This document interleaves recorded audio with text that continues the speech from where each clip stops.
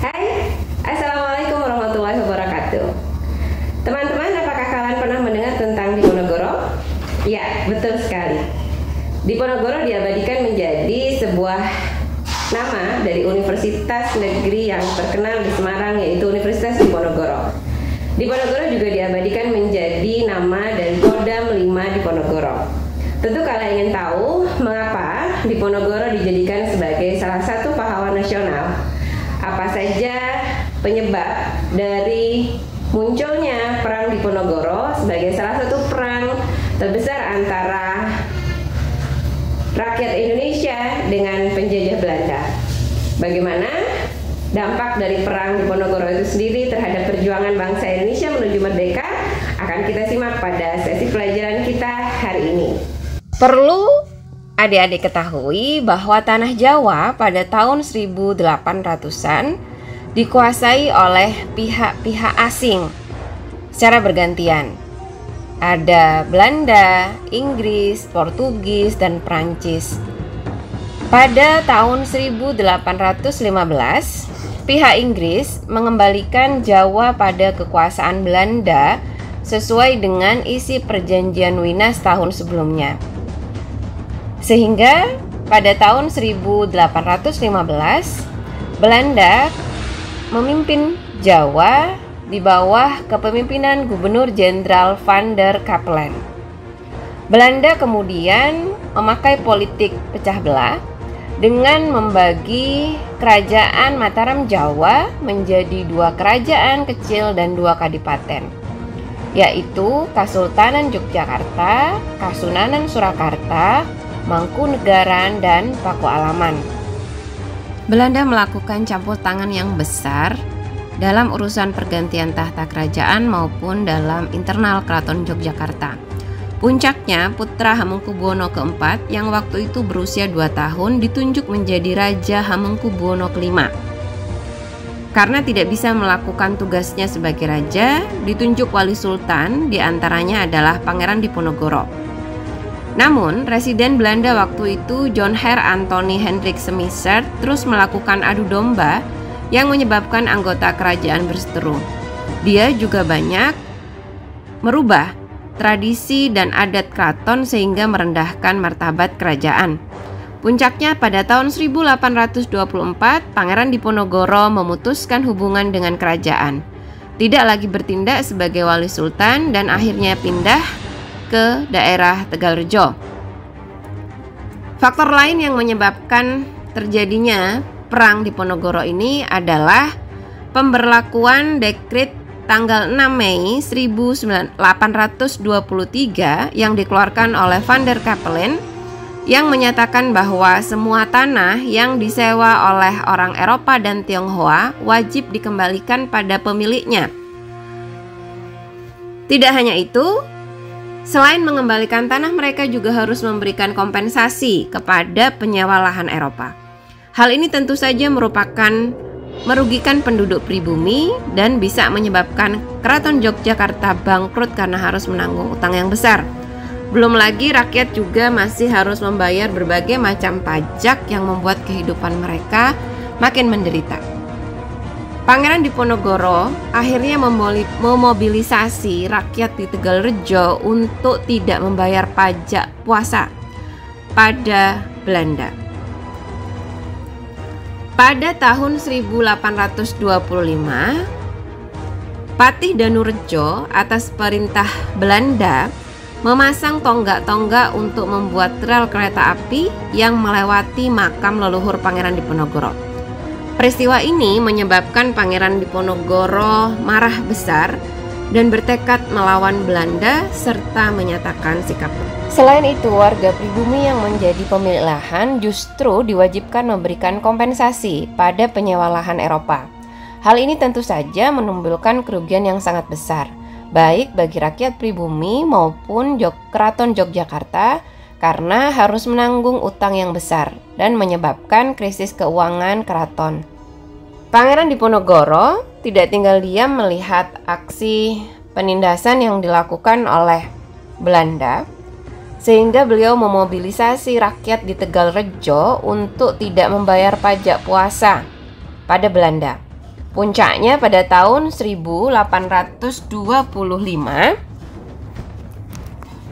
Patih Danurejo atas perintah Belanda waktu itu memasang tonggak-tonggak untuk membuat rel kereta api dan jalan yang melewati makam leluhurnya. Peristiwa inilah yang menyebabkan Pangeran Diponegoro bertekad melawan Belanda dan menyatakan sikap perang. Bagaimana kronologi perang Diponegoro?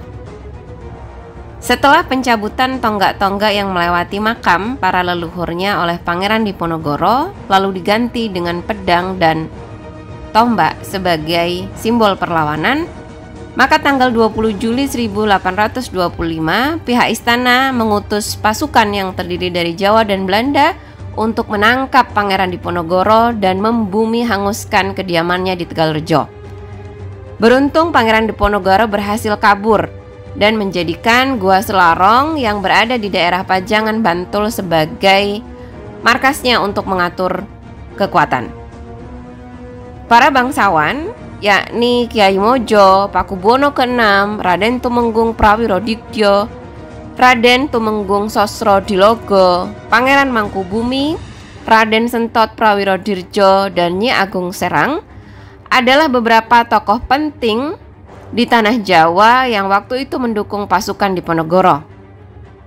Perang Diponegoro pun meluas, bukan hanya di sekitar daerah Yogyakarta, tapi sampai ke daerah Banyumas, Kedu, Pekalongan, Magelang, Semarang, Rembang, Lasem, bahkan ke arah daerah Jawa bagian timur seperti Madiun, Magetan, Kediri, Bojonegoro dan sekitarnya. Sehingga wajar jika perang Diponegoro ini juga dikenal sebagai sebutan Perang Jawa. Pangeran Diponegoro memimpin pasukannya. Walaupun dengan sumber daya yang terbatas, mereka melakukan strategi perang, yaitu gerilya. Menyerang, menyergap, bersembunyi kembali. Kemudian menerapkan strategi benteng stelsil, yakni berpindah-pindah dan tidak memiliki markas pusat, sehingga sulit dideteksi keberadaannya. Pasukan Diponegoro juga berusaha menguasai daerah-daerah yang menjadi sumber logistik perang, baik untuk pemasok makanan, senjata, air, dan lainnya. Kekuatan lain pasukan Diponegoro terletak pada spiritualitas, komitmen, serta dukungan tilik sandi atau intelijen, termasuk partisipasi para petani dan dukungan serta kecintaan rakyat waktu itu. Karena pasukan Diponegoro dikenal sebagai pasukan yang sangat dekat dengan rakyat. Di pihak Belanda, mereka mengerahkan berbagai sumber daya yang mereka miliki untuk menumpas pasukan Diponegoro dengan mengerahkan kavaleri, yaitu pasukan berkuda, infanteri, pasukan pejalan kaki dengan senjata ringan maupun artileri, yaitu pasukan bersenjata berat. Pada puncak perang tahun 1827, Belanda bahkan mengerahkan sekitar 23 orang serdadu. Itu jumlah yang sangat besar dalam sejarah perlawanan antara pribumi dengan pasukan Belanda dalam sebuah perang terbuka.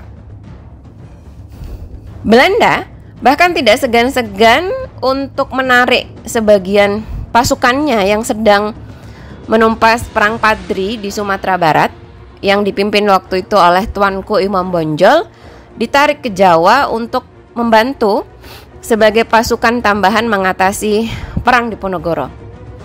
Tidak hanya itu, Belanda pada akhirnya menggunakan sistem benteng untuk mengepung pasukan Diponegoro sehingga gerakan mereka tidak leluasa. Akibatnya, beberapa petinggi pasukan Diponegoro seperti Kyai Mojo, kemudian Raden Sentot Prawirodirjo akhirnya ditangkap oleh Belanda. Belanda juga menawarkan sayembara berhadiah uang pada siapa saja yang berhasil menangkap Pangeran Diponegoro. Sehingga perang Diponegoro ini terjadi dalam waktu yang lama. Lalu bagaimana kemudian akhir dari perang Diponegoro ini? Belanda menggunakan strategi adu domba, menghasut, memecah belah rakyat. Juga melakukan gencatan senjata karena sebagian pasukan Belanda ini meninggal karena penyakit malaria dan disentri yang disebut sebagai pasukan tidak tampak. Jadi, pasukan Belanda benar-benar mengeluarkan energi, sumber daya keuangan, dan korban yang besar. Karena itulah, Belanda mengubah strateginya dengan mengajak Pangeran Diponegoro berunding. Perundingan dilaksanakan di Magelang yang dipimpin oleh Jenderal de Kock. Namun ternyata pada saat perundingan itu terjadi pengkhianatan, sehingga jalan damai tidak tercapai, tetapi malah Pangeran Diponegoro yang ditangkap.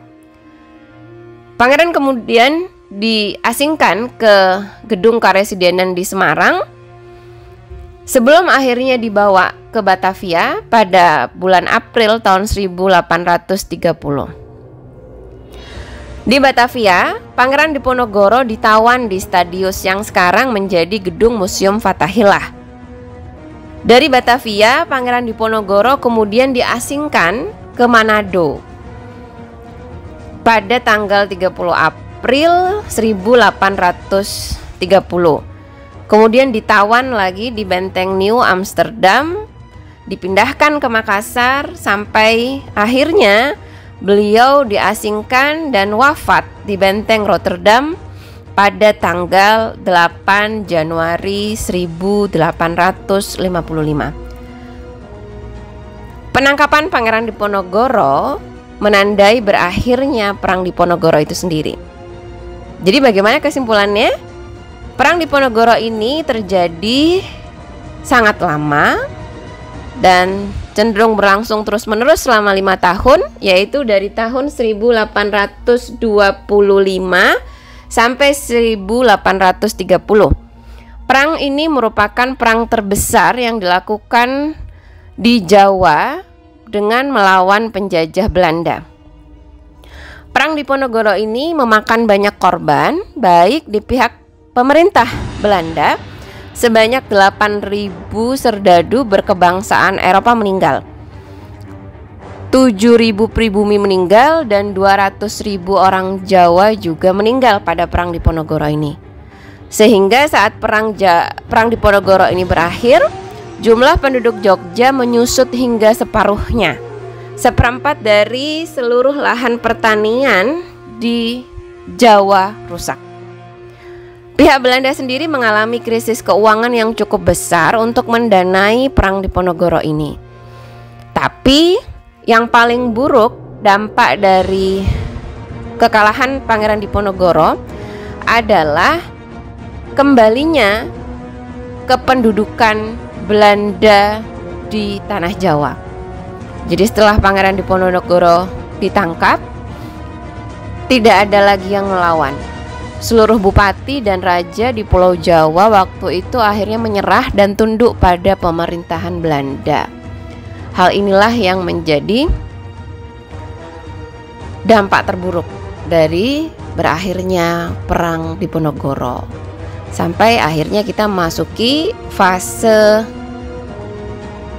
baru di perjuangan melawan penjajah dengan jalur diplomasi dan proklamasi kemerdekaan 20 atau 30 tahun setelahnya.